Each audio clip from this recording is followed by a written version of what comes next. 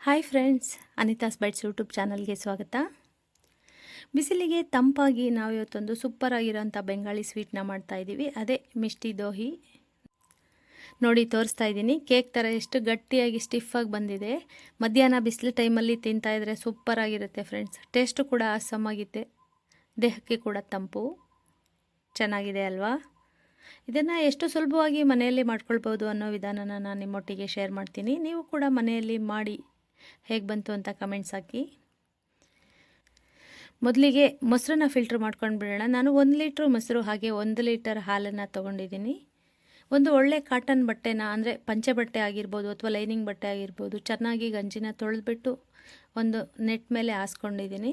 1 litre ಮೊಸರನ್ನ ಸೋರಲಿಕ್ಕೆ ಇಟ್ಟಿದ್ದೀನಿ. ಮೊಸರು ಮಧ್ಯಾಹ್ನ ಬಿಸಿಲಲ್ಲಿ ತಂದಿದ್ದರಿಂದ ಸ್ವಲ್ಪ ಲಿಕ್ವಿಡ್ ಆಗಿದೆ. ಅದು ಒಂದು 2-3 ಅವರ್ ಬೇಕಾಗುತ್ತೆ. ಅದಕ್ಕೆ ಮೊದಲೇ ಸೋರಿ ಇಟ್ಬಿಡಬೇಕು. ನೋಡಿ, ನಂದಿನಿ ಪ್ರೋ ಮಿಲ್ಕ್, ಇದು ಫ್ಯಾಟ್ ಕಂಟೆಂಟ್ ಕೂಡ ಚೆನ್ನಾಗಿರುತ್ತೆ ಫ್ರೆಂಡ್ಸ್. ಇದನ್ನು ಬಳಸಿ ನೋಡಿ. ನಾನು ಕೂಡ ಇದೇ ಹಾಲನ್ನು ಬಳಸ್ತೀನಿ. 1 ಲೀಟ್ರ್ ಹಾಲನ್ನು ಹಾಕ್ಕೊಳ್ತಿದ್ದೀನಿ ಪಾತ್ರೆಗೆ ಕಾಯಿಸಲಿಕ್ಕೆ. ಟೇಸ್ಟು ಕೂಡ ತುಂಬ ಚೆನ್ನಾಗಿರುತ್ತೆ. ಹಾಗೆ ಈಗ ಬಿಸಿಲು ಕಾಲ ಆಗಿರೋದ್ರಿಂದ ತುಂಬಾ ತಂಪು. ಈ ಸ್ವೀಟ್ ಮಾಡಿ ನೋಡಿದ್ರೆ ನೀವೇ ಅಂದ್ಕೊಳ್ತೀರಾ ವಾರದಲ್ಲಿ 2 ದಿನ ಮಾಡ್ತೀರಾ, ಅಷ್ಟು ಚೆಂದ ಇರುತ್ತೆ ಫ್ರೆಂಡ್ಸ್. ಮೊದಲಿಗೆ ಹಾಲನ್ನು ಕಾಯಿಸ್ಲಿಕ್ಕೆ ಇಡ್ತಾಯಿದ್ದೀನಿ. ಹಾಲು ಸುಮಾರು 80ರಿಂದ 70 ಭಾಗ ಆಗೋವರೆಗೂ ಕಾಯಿಸ್ಕೊಳ್ಬೇಕಾಗುತ್ತೆ. ನೋಡಿ, ಹಾಲು ಉಕ್ಕಿ ಬಂತು.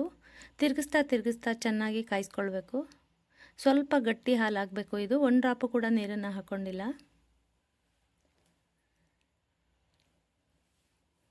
ನೋಡಿ, ಚೆನ್ನಾಗಿ ಕುದೀತಾ ಇದೆ. ಹಾಲು ಕುದಿಲಿ, ಒಂದು 30% ಇಳಿಲಿ, ಗಟ್ಟಿಯಾದಷ್ಟು ಟೇಸ್ಟು ಚೆನ್ನಾಗಿರುತ್ತೆ. ಇದನ್ನು ಪಕ್ಕದ ಬರ್ನಲ್ಗೆ ಶಿಫ್ಟ್ ಮಾಡಿಬಿಟ್ಟು ಈಗ ನಾವೊಂದು ಕ್ಯಾರಮಲ್ನ ಮಾಡ್ಕೊಳ್ಳೋಣ. ಬೆಲ್ಲ ಹಾಕಿ ಕೂಡ ಮಾಡ್ತಾರೆ. ನಾನು ಸಕ್ಕರೆಯಲ್ಲೇ ಕ್ಯಾರಮಲ್ ಮಾಡಿ ತೋರಿಸ್ತಾ ಇದ್ದೀನಿ. ನಾನೊಂದು ಟೀ ಪಾತ್ರೆಗೆ 1 ಕಪ್ಪಷ್ಟು ಸಕ್ಕರೆನ ಹಾಕ್ಕೊಂಡಿದ್ದೀನಿ. ಸಿಹಿ ನಿಮ್ಗೆ ಎಷ್ಟು ಬೇಕು ನೋಡಿ ಹಾಕ್ಕೊಳ್ಳಿ. ಕ್ಯಾರಮೆಲ್ ಮಾಡಲಿಕ್ಕೆ ಸಕ್ಕರೆನ ಹೀಗೆ ಉರಿತಾ ಇರಬೇಕು. ಅದೇನೇ ಲಿಕ್ವಿಡ್ ಆಗಿ, ಅಂದರೆ ಜೇನು ಕಲರ್ ಬರುತ್ತೆ. ಆದಷ್ಟು ದಪ್ಪ ತಳ ಪಾತ್ರೆಯಲ್ಲಿ ಮಾಡ್ಕೊಳ್ಳಿ, ಬಾಣಲಿಯಲ್ಲಿ ಚೆನ್ನಾಗಿ ಬರುತ್ತೆ. ನಾನು ಟೀ ಪಾತ್ರೆಯಲ್ಲೇ ಆಗುತ್ತೆ ಅಂತ ಮಾಡಿದೆ, ಅದಕ್ಕೆ ಅಷ್ಟು ಕಲರ್ಫುಲ್ಲಾಗಿ ಬಂದಿಲ್ಲ. ತಿರುಗಿಸ್ತಾ ಇರಬೇಕು. ಜೇನು ಕಲರ್ ಬರುತ್ತೆ. ಆ ಕಲರ್ ಬಂದ ನಂತರನೇ ಅದಕ್ಕೆ ಸ್ವಲ್ಪ ಹಾಲು ಹಾಕಿ ಇಳಿಸ್ಕೊಳ್ಬೇಕಾಗತ್ತೆ.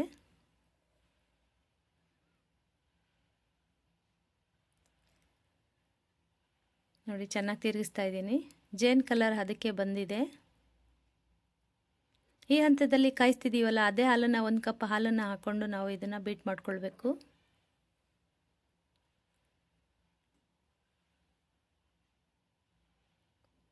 ಚೆನ್ನಾಗಿ ತಿರುಗಿಸ್ಕೊಳ್ಬೇಕು, ಗಂಟಾಗ್ದಂಗೆ ಹುಷಾರಾಗಿ. ನೋಡಿ, ಮತ್ತೆ ನೀಟಾಗಿ ಲಿಕ್ವಿಡ್ ಆಗುತ್ತೆ. ಇದನ್ನು ಚೆನ್ನಾಗಿ ಈ ರೀತಿ ಮಿಕ್ಸ್ ಮಾಡಿದ ನಂತರ ಮತ್ತೆ ಅದೇ ಹಾಲಿಗೆ ಶಿಫ್ಟ್ ಮಾಡ್ಕೊಳ್ಬೇಕು. ಇದನ್ನು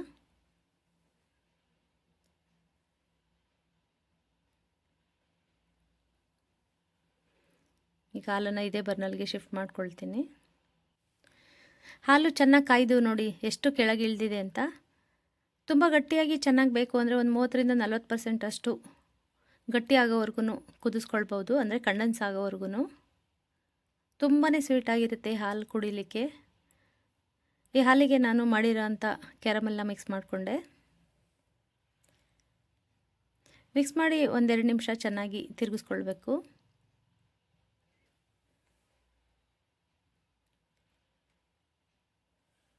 ಹಾಗೆ ಯಾರೆಲ್ಲ ಸಬ್ಸ್ಕ್ರೈಬ್ ಮಾಡ್ಕೊಳ್ಳದೆ ನನ್ನ ವೀಡಿಯೋಸ್ನ ನೋಡ್ತಿದ್ದೀರಿ ಅವರೆಲ್ಲ ಸಬ್ಸ್ಕ್ರೈಬ್ ಮಾಡಿಕೊಂಡು ವೀಡಿಯೋಸ್ನ ನೋಡಿ ಫ್ರೆಂಡ್ಸ್. ನೋಡಿ, ಕಲರ್ ಕೂಡ ಚೇಂಜ್ ಆಗಿದೆ. ಟೆಕ್ಸ್ಚರ್ ಕೂಡ ತುಂಬ ಥಿಕ್ನೆಸ್ ಆಗಿದೆ. ಕುಡಿಲಿಕ್ಕೆ ಸೂಪರ್ ಆಗಿದೆ. ಇದಕ್ಕೆ ಸ್ವಲ್ಪ ಏಲಕ್ಕಿ ಪುಡಿನ ಸೇರಿಸ್ಕೊಳ್ಳೋಣ. ಟೇಸ್ಟು ಆರೋಮ ಚೆನ್ನಾಗಿರುತ್ತೆ.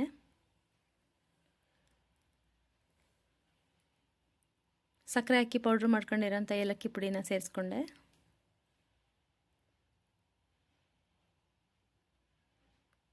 ಎಲ್ಲ ನೀಟಾಗಿ ತಿರುಗಿಸ್ಕೊಂಡಿದ್ದೀನಿ.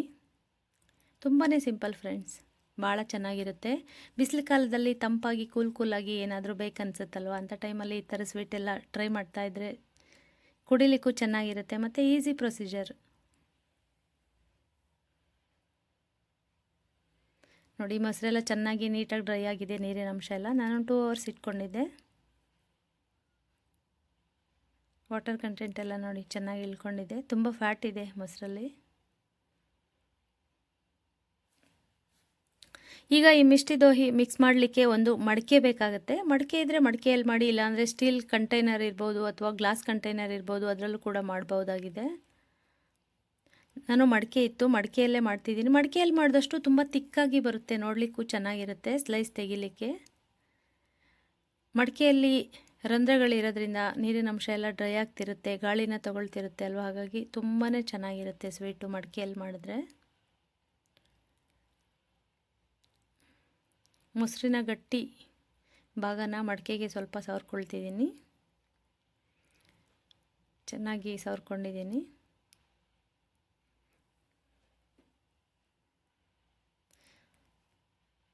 ಈಗ ನೋಡಿ, ಆ ಗಟ್ಟಿ ಭಾಗನ ನಾನು ಒಂದು ಬೌಲಲ್ಲಿ ಹಾಕ್ಕೊಂಡಿದ್ದೀನಿ. ಇದಕ್ಕೆ ಹಾಲು ತಣ್ಣಗಾಗೋವರೆಗೂ ಬಿಡಬೇಕು. ಹಾಲು ತಣ್ಣಗಾದ ನಂತರನೇ ಇದಕ್ಕೆ ಮಿಕ್ಸ್ ಮಾಡ್ಕೊಳ್ಬೇಕು.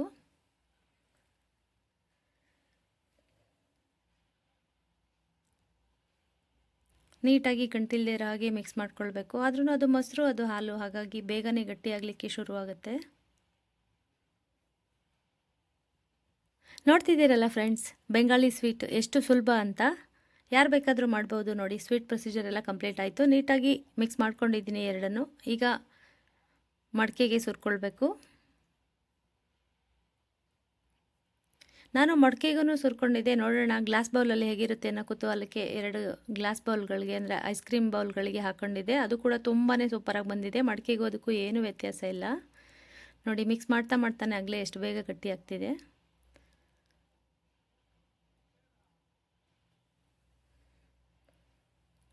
ಒಂದು 6 ಗಂಟೆ ಇಡಬೇಕಾಗುತ್ತೆ. ಹೊರಗಡೆನೇ ಇಟ್ಟರು ನಡೆಯುತ್ತೆ, ಇಲ್ಲ ತುಂಬ ಅರ್ಜೆಂಟ್ ಇದ್ದರೆ ಫ್ರಿಡ್ಜಲ್ಲಿ ಇಟ್ಕೊಳ್ಬೋದು.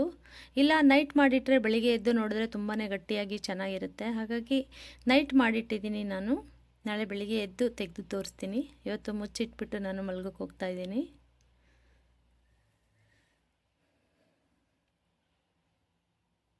ನೋಡಿ, ನಾಳೆ ಬೆಳಿಗ್ಗೆ ಬಂದು ತೆಗೆದು ನೋಡಿದ್ರೆ ಎಷ್ಟು ಗಟ್ಟಿಯಾಗಿದೆ. ಐಸ್ ಕ್ರೀಮ್ ಬೌಲ್ಗೆ ಹಾಕಿದೆ ನೋಡಿ, ಅದು ಕೂಡ ಎಷ್ಟು ಸ್ಟಿಫಾಗಿ ಬಂದಿದೆ ಅಲ್ಲ. ಗ್ಲಾಸ್ ಜಾರಲ್ಲೂ ಕೂಡ ಮಾಡ್ಬೋದು ಅಂತ ಆಯಿತು. ಇದಕ್ಕೆ ಸ್ವಲ್ಪ ಡ್ರೈ ಫ್ರೂಟ್ಸನ್ನು ಸೇರಿಸ್ಕೊಂಡ್ರೆ ಭಾಳ ಚೆನ್ನಾಗಿರುತ್ತೆ. ಬಾದಾಮಿ, ಗೋಡಂಬಿ ಮತ್ತು ಪಿಸ್ತಾ 3 ಸಣ್ಣದಾಗಿ ಹೆಚ್ಕೊಂಡಿದ್ದೀನಿ. ಡ್ರೈ ಫ್ರೂಟ್ಸ್ ಸಮೇತ ತಿಂತಾಯಿದ್ರೆ ಸೂಪರಾಗಿರುತ್ತೆ. ಸಿಹಿಯಾಗಿದೆ ಮತ್ತು ಏಲಕ್ಕಿ ಆರೋಮ ಕೂಡ ಇದೆ, ಹಾಗಾಗಿ ಬೊಂಬಟ್ಟಾಗಿದೆ. ನಾನು ಒಂದು ಸ್ಲೈಸ್ ಸ್ಪೂನಲ್ಲಿ ತೆಗೆದು ತೋರಿಸ್ತೀನಿ ನೋಡಿ ಫ್ರೆಂಡ್ಸ್. ಇದನ್ನು ಫ್ರಿಜ್ಜಲ್ಲಿ ಇಟ್ಬಿಟ್ಟು ಮಧ್ಯಾಹ್ನ 12 ಗಂಟೆ ಮೇಲೆ ತಿನ್ನೋಕ್ಕೆ ಶುರು ಮಾಡಿದ್ರೆ ತುಂಬಾ ಇಷ್ಟ ಆಗುತ್ತೆ. ಯಾಕಂದರೆ ತುಂಬಾ ಬಿಸಿಲಿನ ಜಳ, ಅದ್ರ ಜೊತೆಗೆ ಈ ಥರದ್ದು ಸ್ವೀಟ್ ಇದ್ದರೆ ಮಧ್ಯಾಹ್ನ ಬಿಸಿಲಿಗೆ ಬೊಂಬಟ್ಟಾಗಿರುತ್ತೆ. ಇಷ್ಟು ಒಬ್ಬರೇ ತಿನ್ಕೊಂಡು ಬಿಡ್ಬೋದು, ಅಷ್ಟು ಚೆಂದ ಇರುತ್ತೆ ಫ್ರೆಂಡ್ಸ್. ಹಾಗಿದ್ರೆ ಸ್ಪೂನಲ್ಲಿ ತೆಗೆದು ತೋರಿಸ್ತಾ ಇದ್ದೀನಿ ನೋಡಿ, ಎಷ್ಟು ಚೆಂದ ಗಟ್ಟಿಯಾಗಿ ಬಂದಿದೆ. ನೋಡಲಿಕ್ಕೇ ತುಂಬ ಚೆಂದ ಅನ್ನಿಸ್ತಿದೆ ಅಲ್ಲ. ನಾವಂತೂ ಒಂದೇ ಟೈಮಿಗೆ ಖಾಲಿ ಮಾಡಿಬಿಟ್ವಿ, ಅಷ್ಟು ಚೆಂದ ಇತ್ತು. ನೀವು ಕೂಡ ಟ್ರೈ ಮಾಡಿ ಫ್ರೆಂಡ್ಸ್, ಖಂಡಿತ ನಿಮಗೂ ಕೂಡ ಇಷ್ಟ ಆಗುತ್ತೆ. ಚೆನ್ನಾಗಿ ಬಂದಿದೆ ಅಲ್ಲ. ಹಾಗೆ ಮಡಿಕೆದು ಕೂಡ ಒಂದು ಸ್ಪೂನ್ ತೆಗೆದು ತೋರಿಸ್ತೀನಿ ನೋಡಿ.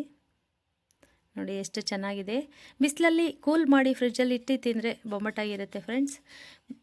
ಮಿಷ್ಟಿ ದೋಹಿ, ಈ ಬೆಂಗಾಲಿ ಸ್ವೀಟ್ ನಿಮಗೂ ಇಷ್ಟ ಆಗಿದೆ ಅಂತ ಭಾವಿಸ್ತೀನಿ. ಇಷ್ಟ ಆಗಿದ್ರೆ ನನಗೊಂದು ಲೈಕ್ ಕೊಟ್ಟು ನನ್ನ ಚಾನಲ್ನ ಸಬ್ಸ್ಕ್ರೈಬ್ ಮಾಡಿಕೊಂಡು ವೀಡಿಯೋಸ್ನ ನೋಡಿ. ಹಾಗೆ ನೀವು ಕೂಡ ಟ್ರೈ ಮಾಡಿ ನನಗೆ ಕಾಮೆಂಟ್ಸ್ ಹಾಕೋದನ್ನ ಮರಿಬೇಡಿ ಫ್ರೆಂಡ್ಸ್. ಧನ್ಯವಾದಗಳು.